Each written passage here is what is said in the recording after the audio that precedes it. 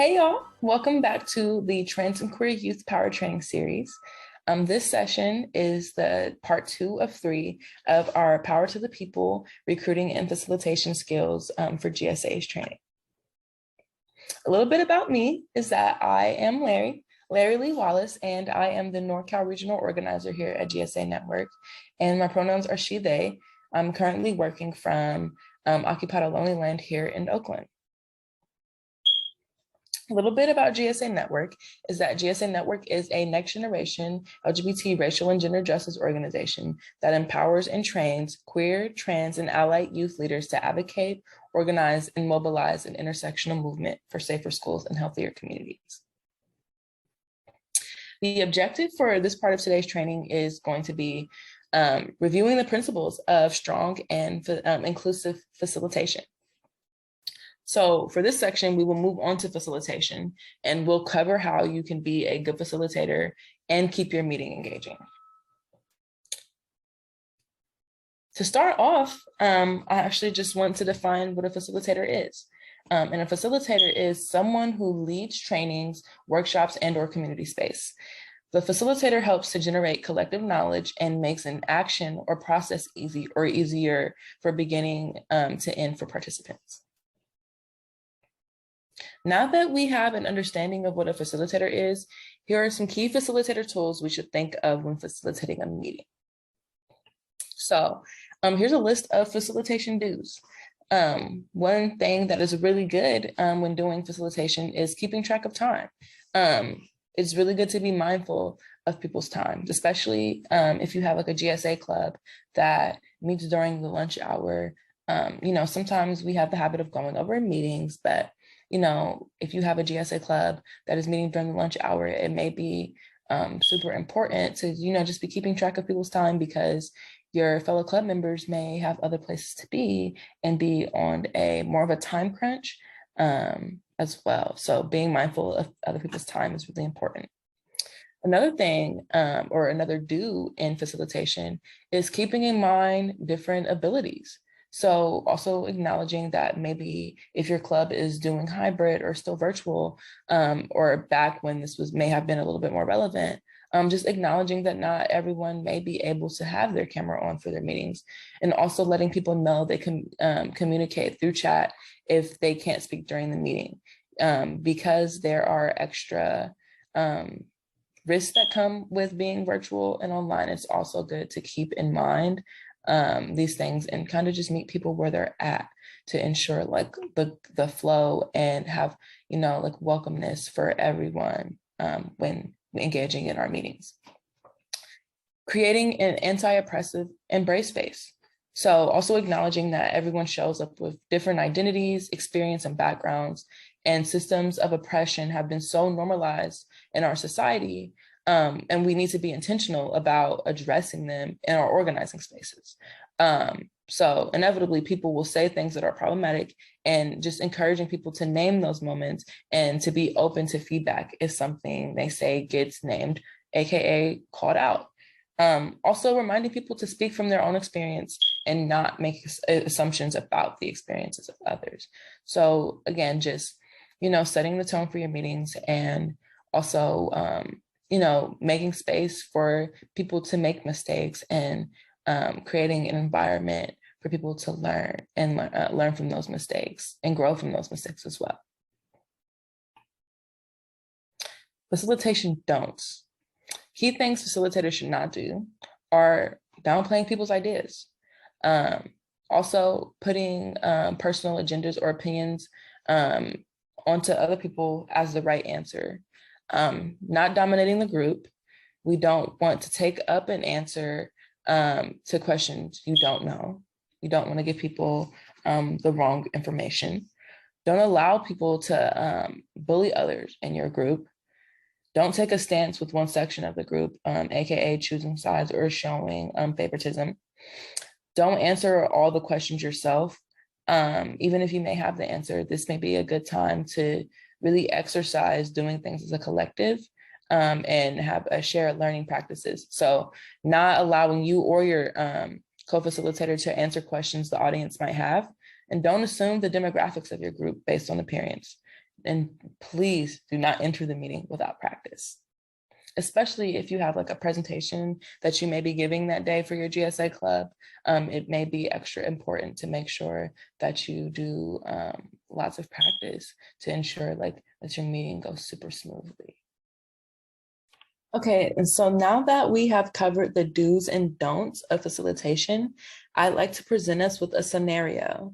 If you need to pause and rewind to find the facilitation do's and don'ts to guide you in this activity, please feel free. So the scenario is that during a GSA meeting, the club president, Libby, facilitated a presentation on LGBTQ history. They had not practiced because they wanted to go with the flow. And during the presentation, Libby noticed a couple of typos and spelling errors that caused confusion for club members during the presentation. Libby also kept track of time, but did not give affirmations to fellow club members when they responded to questions asked during the presentation. Why is this an example of not so good facilitation at work? Based on the information detailed earlier in the presentation, Libby had several missteps. So let's unpack them. First, Libby actually didn't take the time to practice for the meeting, and had they taken the time to practice, they may have noticed the spelling errors in the slides. Another thing is that Libby also did not give positive affirmations to their club members when they had responded to the questions and had kind of engaged during the presentation. And via the information that we've received today, we've learned that it's good to, give affirmations and to folks during our club presentations or during our facilitations, because when we don't, that could lead to folks being disengaged. So whenever there's any opportunity or whenever it is possible to do so, it's always good to uplift and acknowledge people, because it maintains a good flow of energy and attentiveness in meetings. And today we've also talked about the importance of crafting a meeting agenda for your GSA club meetings to kind of guide you in your goals for your yearly goals for your GSA club as well. And we also wanted to give you an example of what that, or model an example of what that could look like. This is GSA Network's 2021 to 2022 calendar, and it actually has like all of the events and things that we'll be commemorating and things that we will be doing over the course of this school year. So it's also, really helpful in deciding, what you want to do throughout the year in advance. So you can base, those goals off of your club's mission. It could also be helpful to create a timeline of when you want to meet these goals and really calendar out your meetings for the semester or school year with meeting topics like it's demonstrated on this flyer, and also incorporate planning meetings when you have an event coming up. And a meeting agenda structure should always contain introductions, community guidelines, icebreakers, a meeting topic, and an activity, to kind of exercise and expand and really talk about, or try on which you may have discussed via like in the meeting topic or during your meeting. And then closing and announcements to, follow up with, this will also be a good place to do, follow up with next steps and follow up in like maybe your one-to-ones or follow up in outreach that you may want to do as well.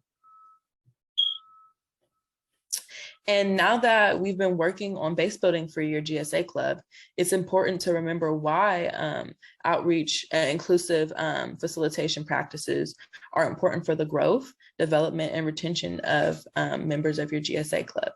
So a few things to think about and really consider when thinking about inclusive facilitation practices is that it allows BIPOC LGBT folks a chance to exercise leadership roles. We know that historically, BIPOC LGBTQ folks may have historically not have access to those roles. So this really gives folks who have never really been allowed that space to really try on and exercise leadership and leadership roles and gain some skills in that department as well. It also keeps folks returning to their GSA clubs because they feel like they are working on something as a collective and working on something together, whereas sometimes leadership structures could leave people feeling like they may not be included in the decision-making or the processes and the planning of the club that they're a part of. It also creates a space for the peer one-on-one. So it really gives you an opportunity and a chance to do some relationship building and some connection building with your peers and other people a part of your club.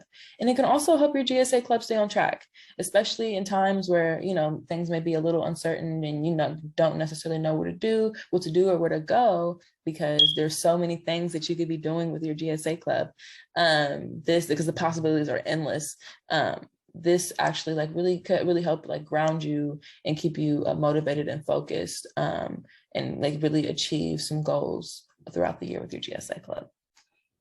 If you want any facilitation notes of this the facilitation notes for this training, please email california@gsanetwork.org to get you connected, and we'll be happy to send it over. For updates and support, all GSA youth and advisors, please make sure to connect with the regional organizer to explore the tools presented in this video training series.